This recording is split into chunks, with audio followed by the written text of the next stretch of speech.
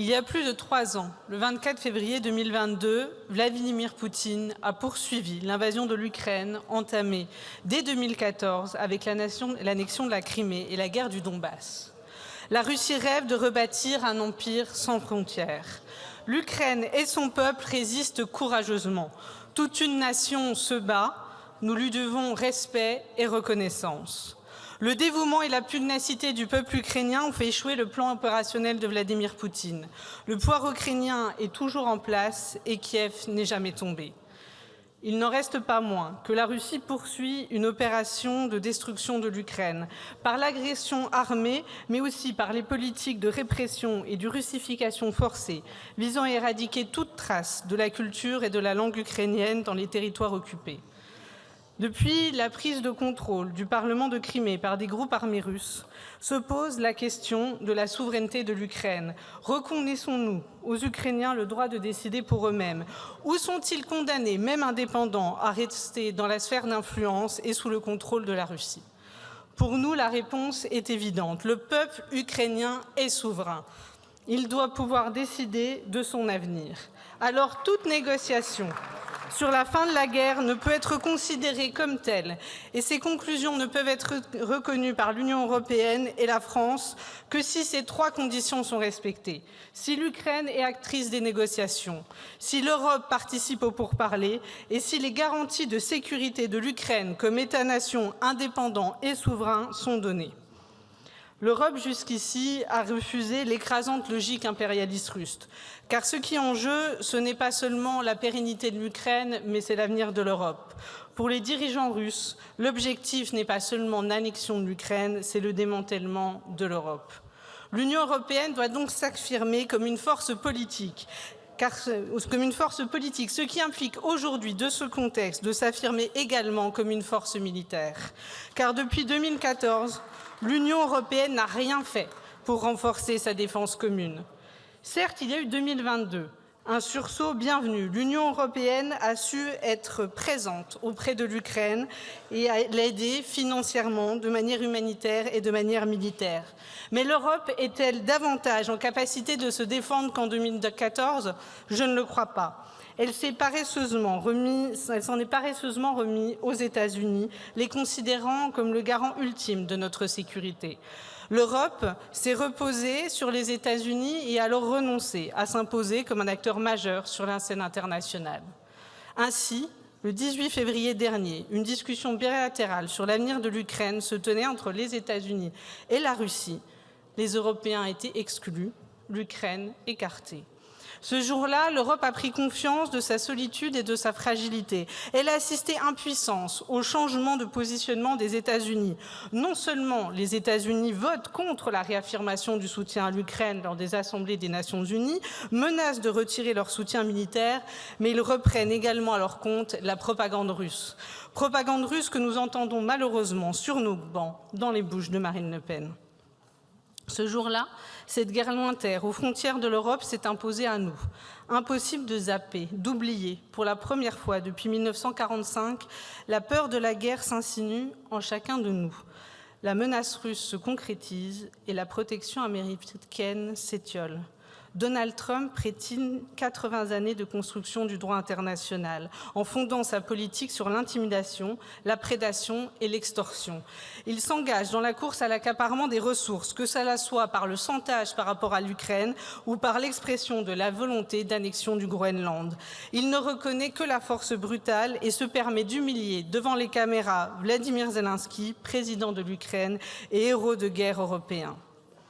Le plan de paix, travaillé à ce qu'on lit dans la presse, entre le Royaume-Uni, la France et l'Ukraine, et dont j'aurais aimé, Monsieur le Premier ministre, que vous nous en disiez un mot, sera, pour les États-Unis et pour l'Europe, une heure de vérité. Soit Donald Trump accepte de renouer le dialogue avec les Européens, soit il s'aligne définitivement sur la Russie, assumant un reversement d'alliance totale. Dans tous les cas, l'Europe est au pied du mur. Elle ne peut rester soumise aux soubresauts de la politique américaine. Le groupe écologiste et social soutient donc un engagement militaire renforcé à destination de l'Ukraine, notamment par la fourniture d'équipements de défense avancés, la formation des forces ukrainiennes et le renforcement des troupes européennes dans les pays frontaliers de l'Ukraine. Le groupe écologiste et social rappelle également qu'il est impératif d'affaiblir financièrement la Russie, et cela de 3 manières. La première, en utilisant les 200 milliards de capital des avoirs russes qui dorment dans nos banques pour financer la résistance et la reconstruction de l'Ukraine. Le groupe écologiste et social propose d'ailleurs à l'ensemble des députés de l'arc républicain de consigner une proposition de résolution en faveur de l'utilisation des avoirs russes gelés.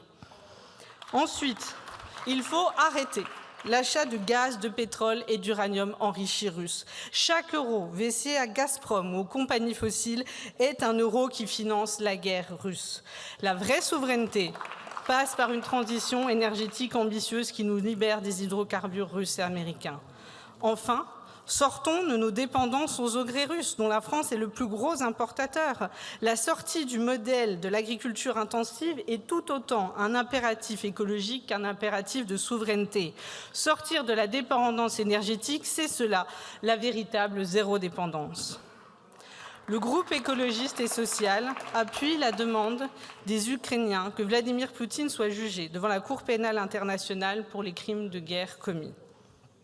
Enfin, les négociations pour la paix devront également comprendre un plan de désescalade nucléaire, la définition de zones dénucléarisées, des mesures de contrôle des armements et de prévention des escalades nucléaires.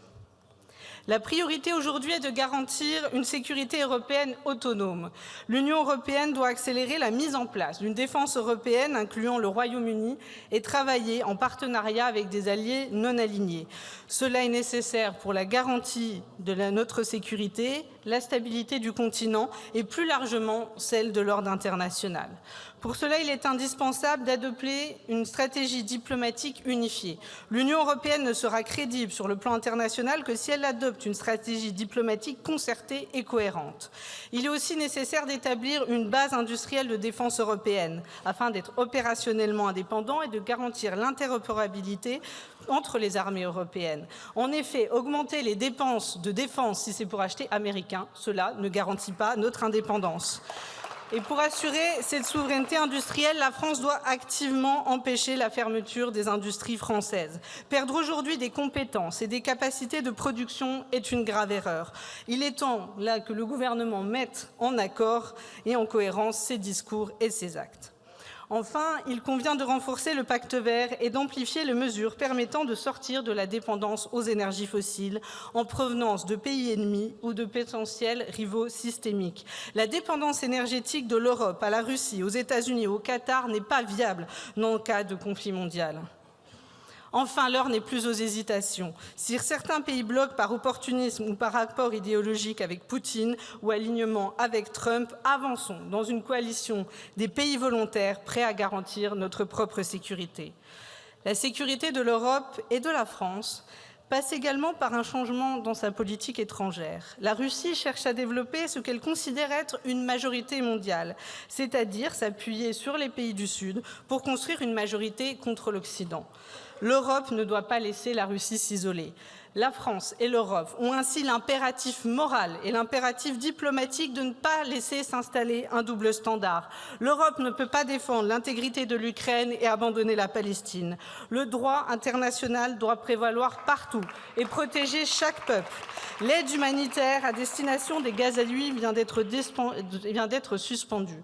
Les opérations israéliennes en Cisjordanie se multiplient. L'Europe ne peut rester inerte. Elle doit suspendre l'accord d'association avec Israël et reconnaître l'État de Palestine.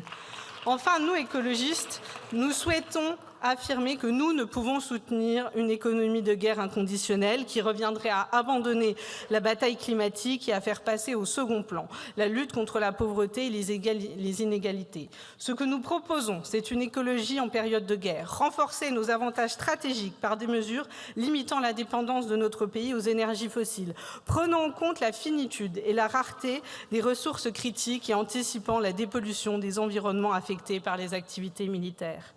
Nous sommes entrés dans un monde de prédation, d'extorsion et d'agression. Notre modèle démocratique est ébranlé par les ingérences russes. Nos valeurs d'égalité, de liberté, de fraternité sont attaquées par une internationale fasciste qui s'implante en Europe, dans notre pays et sur nos bancs. À nous de les combattre et d'être les protecteurs de nos idéaux.